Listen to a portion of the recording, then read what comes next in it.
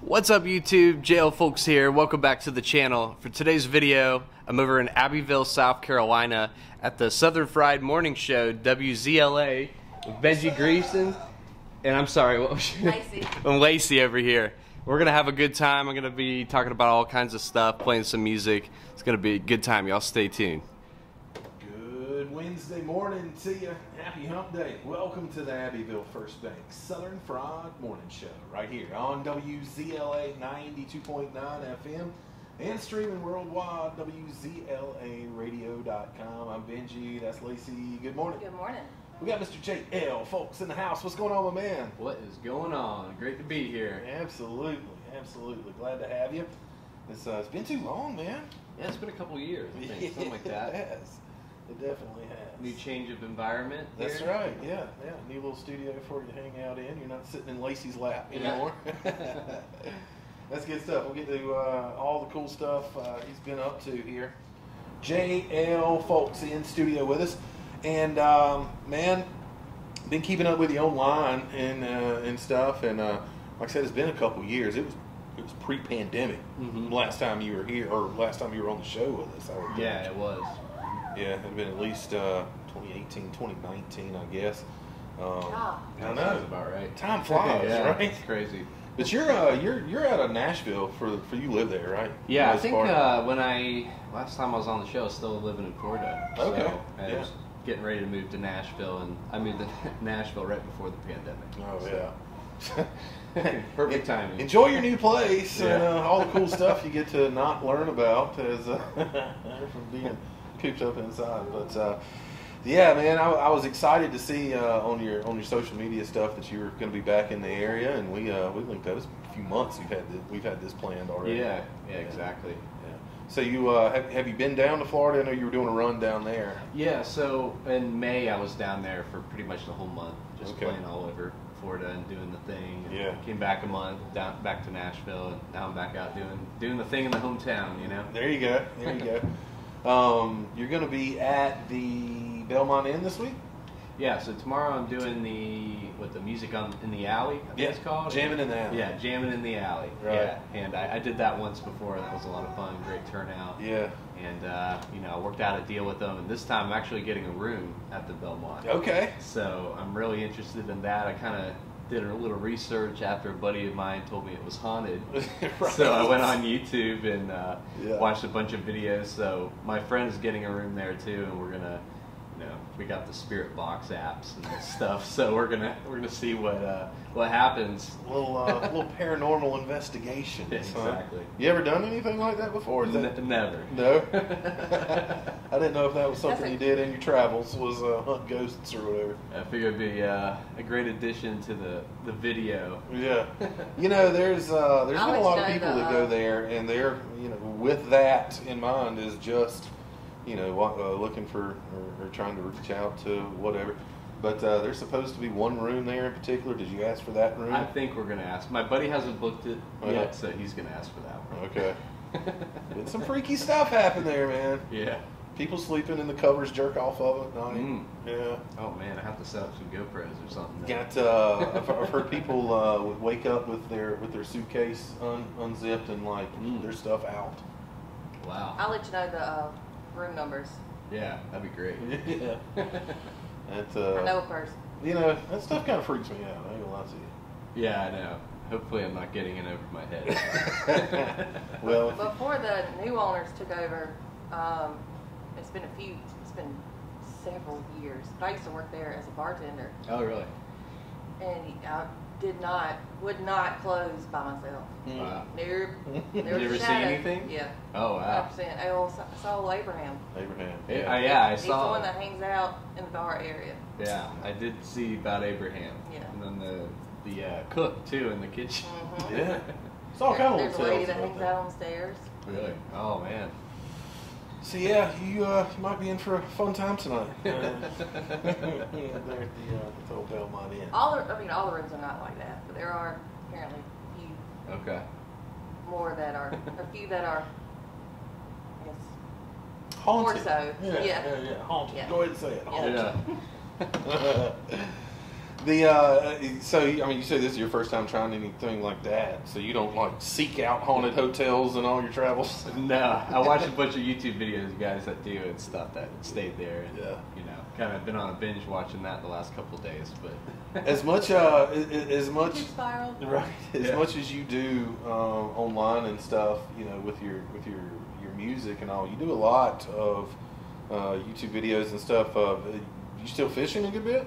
yeah. The canoe or Yeah, kayak fishing. Kayak. Yeah. I do that a good bit, but lately I've been so busy because my studio business has just been taking off. I mean, even the days here, I was planning on going fishing. I brought all my rods and stuff, and I can't go because I get orders for that. So I got a little portable studio with me, and Oh, that's neat. kind of knock that out on the road. So when you say your studio business, you're not recording others. People are like hiring you to play on their stuff. So you're recording you're recording, you're playing and whatnot, and then shipping it then.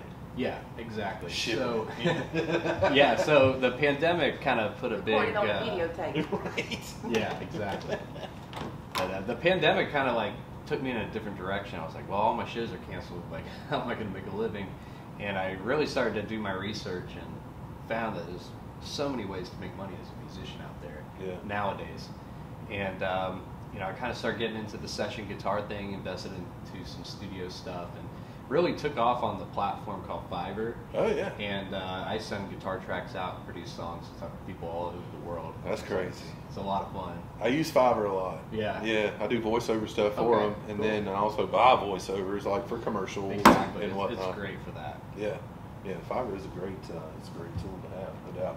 So that's pretty neat. I've never really dove into the music side of it. So I guess you just you put your profile up there and tell everybody what you do and how you can, and a couple little promo videos, and they buy your services. Exactly. That's and incredible. It's always different too. Yeah. Every project is different. Yeah. So you're, I mean, you kind of started out. I don't know if you started out in playing the blues, but you played the blues a lot, right? Yeah. I started at 13, and I kind of came to my dad, and I think we talked about this the last time I was here, but I came to my dad and was like, hey, I want to start playing guitar, and he's like, well, you're not going to play that stuff your friends are playing. You're going to listen to Stevie Ray Vaughan, and he gave me a Stevie Ray Vaughan record, and I just kind of fell in love with the blues. And Yeah. really took off with that, and I'm still doing the blues and stuff, but kind of mixing in. I do a lot of country and stuff now too, especially living out in Nashville. And Right. I like a lot of rock. I like a little bit of everything, especially as a guitarist. I play a little bit of everything, but as an artist, it's more blues and country and stuff. So. Right. The tours that you go on, I said you just came back the whole month of May in Florida, and I know you got shows kind of made your trek north, I guess. Exactly. Yeah. So what? I know you're playing at the Belmont tomorrow night. What else do you have lined up here? Yeah, so I come back every summer and play a bunch of like lake house parties and stuff like that for friends and family, and then I usually book a couple big shows too. One of the big shows that is a big highlight of the tour is the big Mac Arnold 80th birthday celebration. Okay. So that's going to be in Anderson. Yeah. In Anderson Civic Center, I think on the 20th. Okay. And that's going to be the big highlight of the tour. Mac Arnold. You played with him before? Oh yeah, I've Yeah. known Mac for years. I've played with him down in Florida and stuff. Yeah. We're good buddies. I've been over to his house. He's been he's played some festivals here. We've got to interview him before. Mac Arnold and the Full Plate Blues. Yeah. Mac's Really a cool great dude, guy, man. Does he still play the gas can? Oh yeah. Yeah. Oh yeah. He built that thing back Did he? like 50 years ago or something. Yeah. It's a guitar, and Yeah. it's and the body of the guitar is one of the old metal gas cans. Yeah. That's He couldn't crazy. afford a guitar or something, so his brother built that for him or something. Incredible. Yeah, it's really cool. That is very, very cool. You are, and I've been kind of promoting this and telling everybody, and I mean it when I say it. You're probably, I'm not going to say probably, you are the most talented guitar player that we've ever had on the show. I'm not even I kidding. appreciate Yeah. that. No, I'm not even kidding, man, and I mean that with all sincerity. And was it something that just kind of came natural to you? Was it something that you? I'm sure it did. I knew you. Yeah. I He's mean, gonna be one of those people like, oh, just talented. Yeah, That. absolutely, and it definitely was super natural for me. But when I really noticed it was when I was in college and I was majoring in different things, and you know, I was not doing so well with my grades and stuff, and then I switched to music and started studying online with Berklee College of Music, and then I had like a 3.925 GPA. Oh, yeah. So it was like almost like a perfect GPA. So this is what I'm supposed to do. I was like, all right, well, that kind of makes sense, you know. Yeah. And actually, there was a show in Greenville at the Handlebar. It's not there anymore. I remember the Handlebar. The Handlebar. Yeah. I won a big battle of the bands when I was in college. And the band I was in, we were talking to record companies and stuff. And that show was really the game changer for me. I was like, I want to do this every day. Yeah. You know, so yeah. It's incredible how, as you were saying, the pandemic, you know, kind of put a shutdown on everything. But then musicians have to create. If Absolutely. you're a real, true musician, there's that creative bug in you. You just have to create, and you have found a lot of different avenues. Yep. To kind of nurture that creative spirit, like with your YouTube channel and all the social media stuff, and then, you know, of course, the Fiverr gigs and stuff like that. But you're nodding yes, so I guess you would agree that you just have to create, right? Yeah, you know, and especially as a musician, you kind of got to be really relying on multiple sources of income. Yeah. And that was one of the things like I kind of discovered in the pandemic, is now I got all these different sources of income coming in, and I could be creative in all these different outlets, and it's just a lot of fun. I'm kind of able to do my own thing. Yeah. And you know, I just do it my way. You know. Right. I love that. You guys need to go follow him or subscribe to his YouTube channel there. Tell people how they can find you there. Yeah, you can check out my YouTube channel. It's youtube.com/JL Fulks. That's JLFULKS. And you can check out my website, JLFulks.com, to follow me on social media, Instagram, TikTok, all that stuff. Yeah, that's a lot to keep up with, is it not? It is. Yeah. It is. And that's one of the things that a lot of musicians really got to pay attention to, is moving with the times, because it's always changing. Yeah. And finding what's relevant. You know, even like YouTube, I found out Instagram Reels pay a lot more than YouTube. Yeah. So I've been really diving into the Instagram Reels and stuff like that. Yeah. You know, to help, you know, support the business and everything. And there's an algorithm to figure out, to find, you know, with a lot of that stuff too. I'm still figuring it out, because, you know, I kind of just take like clips of my YouTube videos and do it, but there is a way, an art form to doing that. Mm-hmm. And I'm still trying to figure it out. I'm still trying to find a guy. Yeah, I hear you. I want to hire like some, you know, high school kid that just knows this stuff naturally, and let him chop it up. That may be and do the it for best you. way to go It about takes it. like 4 hours for us to try to throw together Yeah. one TikTok.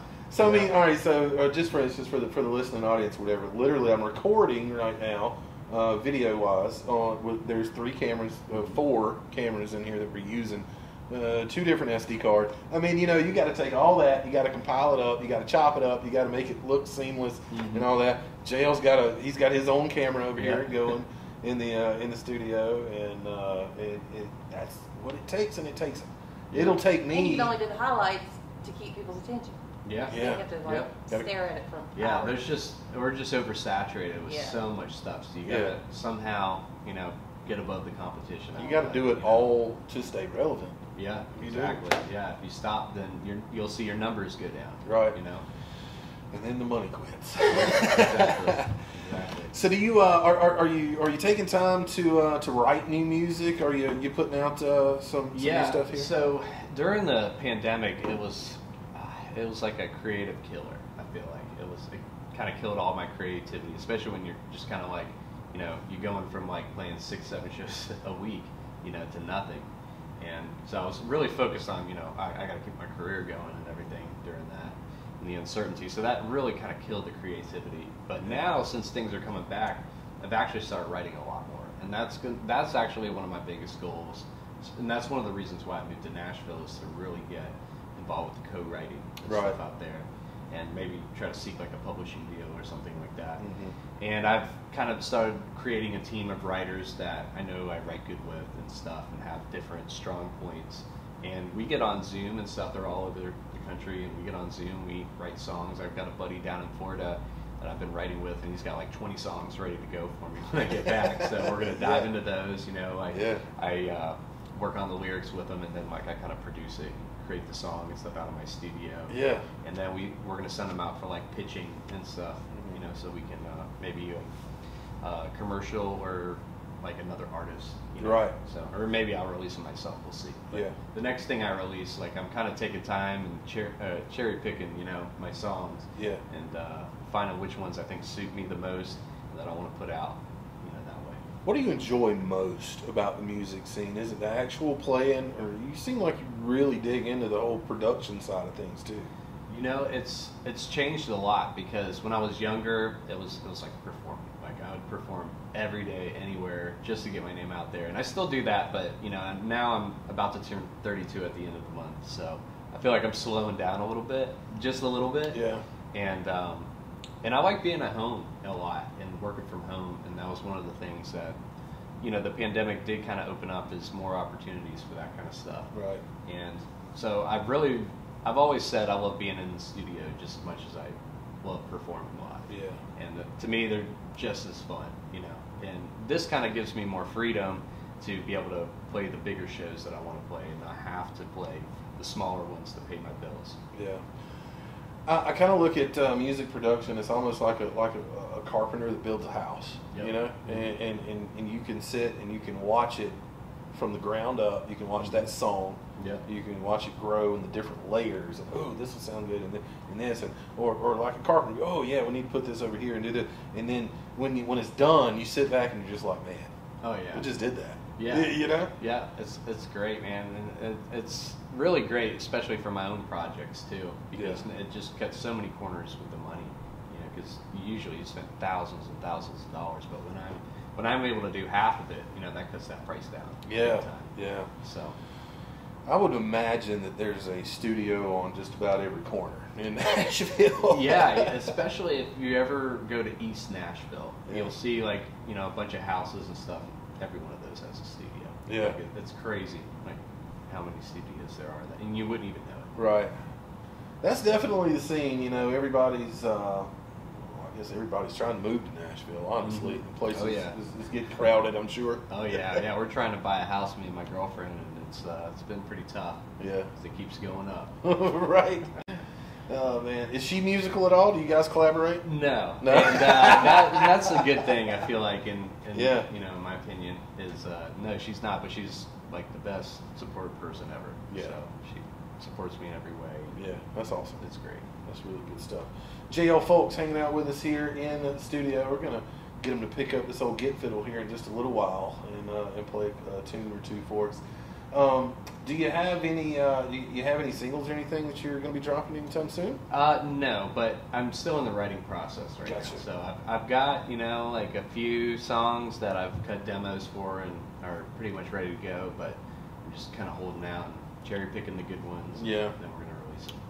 You know, there's a different there's a couple different ways that I've noticed that a lot of people do that right now anyway, and they'll either ride the wave of single after single after single, or either they'll put an EP together, which, you know, 4 or 5 songs, Yeah. and release that whole thing for people to pick up, or they just go full-blown, full album, here you go. Yeah, and, you know. that's one thing I haven't done yet, is put out a full album. Yeah. I put out a few EPs and stuff, and many singles, and I'm still trying to figure out which way is the best way to go. And, you know, I may put out a single and then like an EP, because it's been a while since I put out songs, a couple of years, Right. because of the pandemic. So I'm not sure what I'm going to do yet. Probably a single and then an EP, and then try to figure out how we can do an album.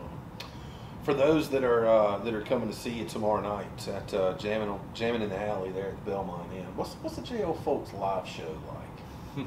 Well, I guess it depends, because if you go see my band, usually it's my blues trio, and that's really high energy, modern blues and rock, and we do a lot of traditional stuff too.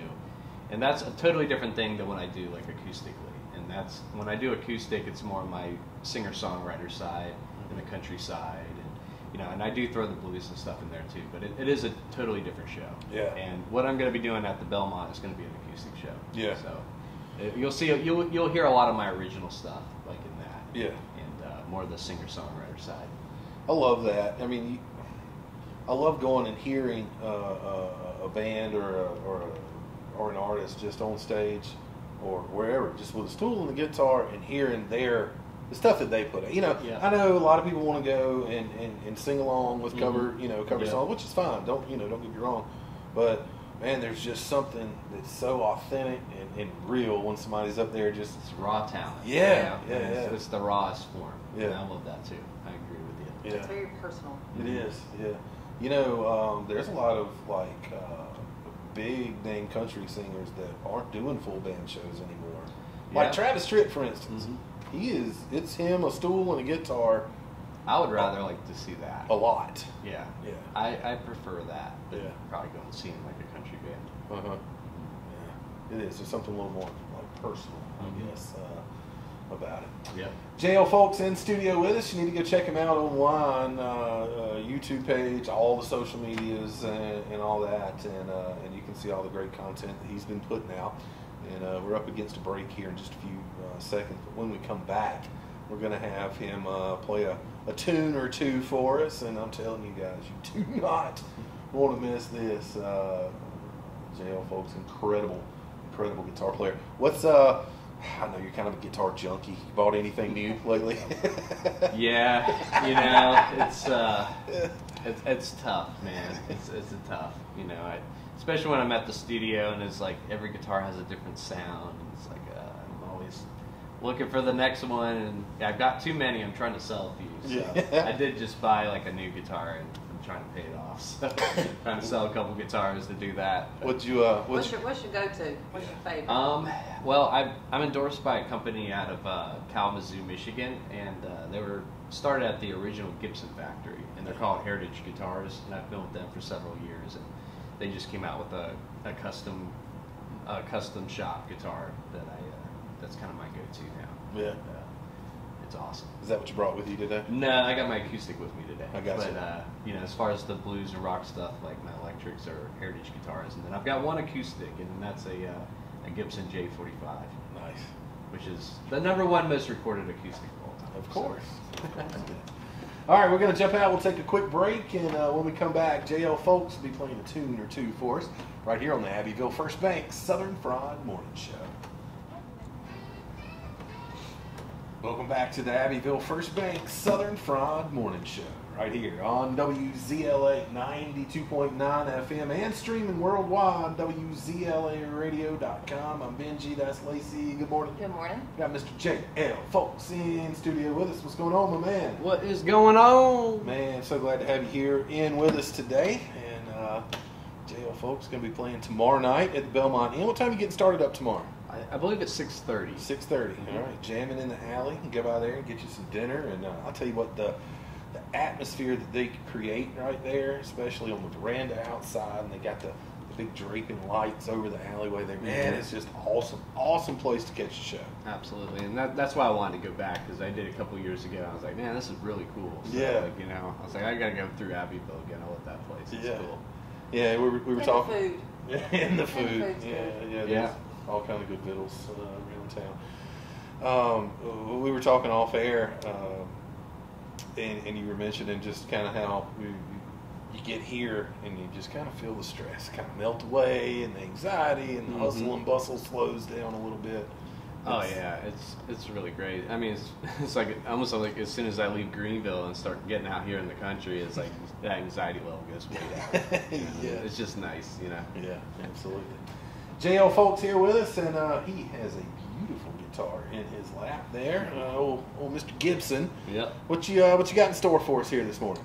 I think the first song I'll do is a little song called "I Miss My Truck." I put this one out during the pandemic, actually, and this was one like I kind of was riding down the road one day in my minivan and thinking about how much I missed my truck in high school, and then it just kind of like clicked in my mind. I'm like, hey, that's a song. Yeah. So, and I got with some guys in Nashville. We put this one out, and it came out pretty good. There you go. JL Fulks, I Miss My Truck. Here we go.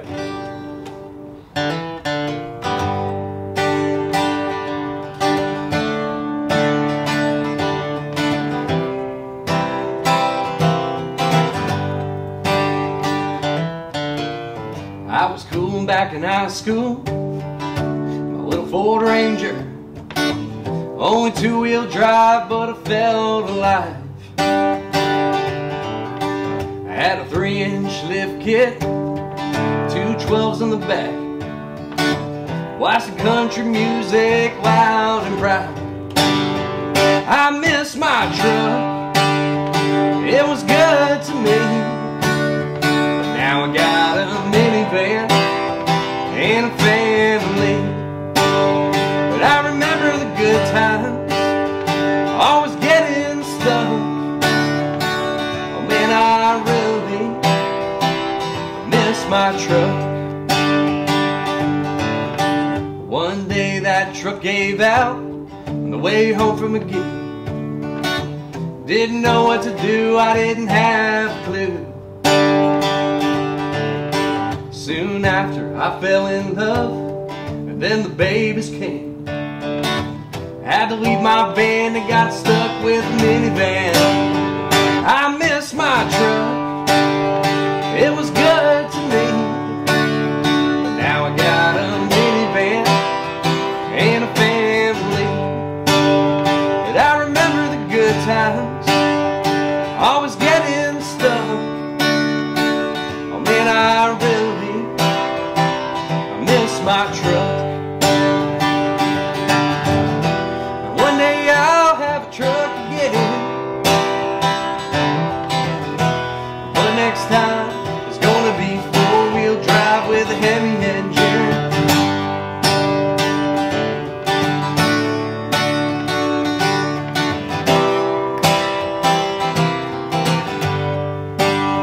I miss my truck, it was good to me.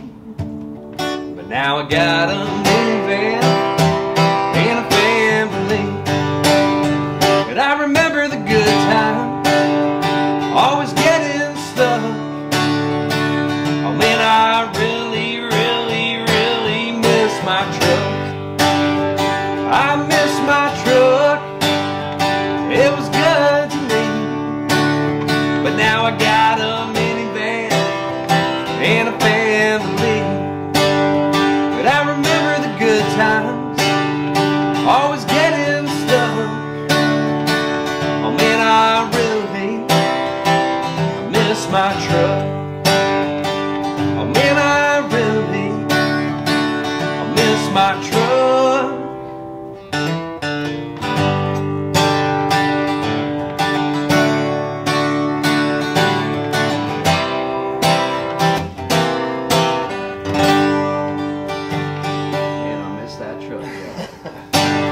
JL Fulks in the house. I think that song just punched a lot of us dudes right in the chest there. That's the point, man. Oh, that's good stuff, man. Good stuff. JL Fulks in the house. What a great song. You know, one of the greatest things about country music is the stories that it tells. I think that's what it's about, man. Yeah. That's what I've come to find out. It's really about those stories. Yeah, yeah. You can, craft a song to tell a story and twist it and turn it however you want, but that's what it's about. It's about storytelling. Absolutely. Yeah. What was the biggest transition for you? I know you still play blues and stuff, and that's really what you started with, but there had to be a transition from blues into country. What's the biggest jump there for you, you think? Yeah, it was kind of a slow transition because I did blues like pretty hardcore, and I just got kind of burnt out, and I lived out in Memphis. I did the Beale Street thing. I did the International Blues Challenge, like all kinds of things. And I just got kind of burnt out in the blues industry, and I was like, and they're kind of stuck in the past in some ways too. And I was thinking like, God, I got to get out in front of younger people and stuff, like younger audiences. And, especially like moving to Nashville, it's like, all right, well, they don't really, like the set list that I was playing before isn't going to really work here. Yeah. So I'd say the biggest transition was just, like a whole new repertoire of songs. So, yeah, I've got like the blues repertoire, then I've got like the country singer-songwriter stuff too. Right. So that was probably the biggest thing. I would imagine that playing country, not to slight it at all, but it's a little easier as a guitar player than shredding on some blues. Yeah, and it's funny because like sometimes I get picked up to play with like country artists and stuff, and like they send me the songs and stuff, and it's like so easy compared to what I'm used to. So it's like, all right, this is great. Yeah. Knock this out in one take, and especially like the sessions and stuff too, like like the recording stuff. But that's like also really great when I just get something like that. Like, all right, this is a lot easier than like some jazz Easy stuff. money. Yeah, right. That's a layup. Yeah. So do you go in the studio with people like, are you, or I'll say a hired hand, but do you go in the studios and you know, for people or you know, an engineer, somebody will call you and be like, hey man, I need you to come maybe lay this track down for this guy, or? Yeah, you know, I haven't really broke out into the, like, I guess the session game in Nashville yet because of the pandemic. It's almost like I'm starting over, you know, still. But I would say, like, you know, I do everything from home. So I get people producers and stuff that approach me. And actually I've had a couple like viral videos I've been in from that where people have hired me. Yeah. And like I beat out like the other competition, you know, that was more money. Or like this guy, Charles Beartude, he's a big YouTuber, awesome, world-renowned bass player. He hired me. I think at the time I was charging like $5-10 for, you know, something just to get the reviews, you know. Right. And he hired me, and like all of a sudden I'm in this huge like YouTube video with like 300,000 views, and like I beat like 10 other guys that were charging like $200-300. Wow. So that was like a really cool, and that really boosted, you know, that business. And I've had a couple others. Like there's another guy in France that hired me. He's a big YouTuber, and I like did an anime song for his video. Wow. And yeah, so like one of my guitar shredding things is an anime thing. That's incredible. Yeah, there's all kinds of stuff I get like that, you know. That's absolutely incredible. JL Fulks in the house. You need to really go check him out online as well. Subscribe to his YouTube page. Follow him on social media. He's on every platform. And go check him out and see all the cool stuff that he's got going on. All right, man. Let's see some shredding, bro. Some shredding. All right. We've been talking about how incredible of a guitar player you are, and I mean the proof's in the pudding. Obviously, there's people all over the world. Proof's in the pudding. It is. Proof's in the pudding. Yeah, well, Proof's in the pudding. it is what it is. So JL Fulks here with the beautiful Gibson over there, by the way. Thanks, man. And so here we go, and this will probably take us out, maybe not, but we'll see. All right, cool. Well, And if it we'll does, do go see him Yeah. at Belmont. Yeah, definitely. Tomorrow night. Well, there's only so much shredding I can do on acoustic, but we'll break out some Stevie Ray Vaughan. How about that? There we go. All Love right. a little Steve. All right, here we go. Here's a little rude mood, kind of my version.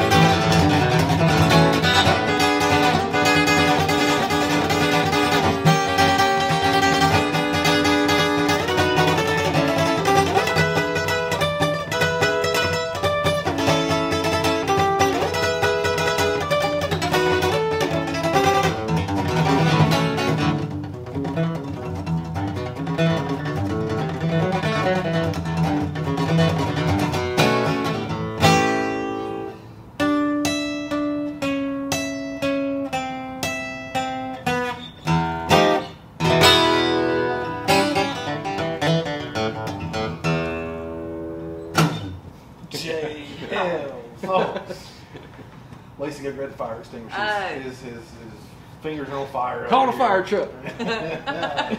Oh man, that's awesome. So cool. So you can catch him tomorrow night. Untitled stands. Yeah. His guitar player we've had. Right. We'll catch him tomorrow night at the Belmont, jamming on the alley, or jamming in the alley, I should say, and on it, wherever. With it. With it.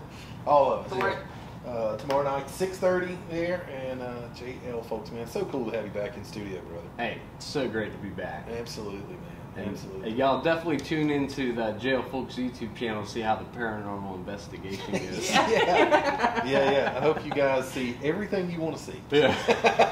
Well, I don't know how we're going to sleep there if anything happens. Right. Exactly right. All right, that's all the time we got for today's show. Thanks so much for hanging out with us. We'll do it all over again, dark and early, 6 to 10 a.m. tomorrow morning for another edition of the Abbeville First Bank Southern Fried Morning Show. Everybody love everybody. For Lacey Gates, I'm Benji Greason, and say bye, Lacey. Bye, Lacey. All right. So good. That was fun. Ah. Very cool, man. Very cool.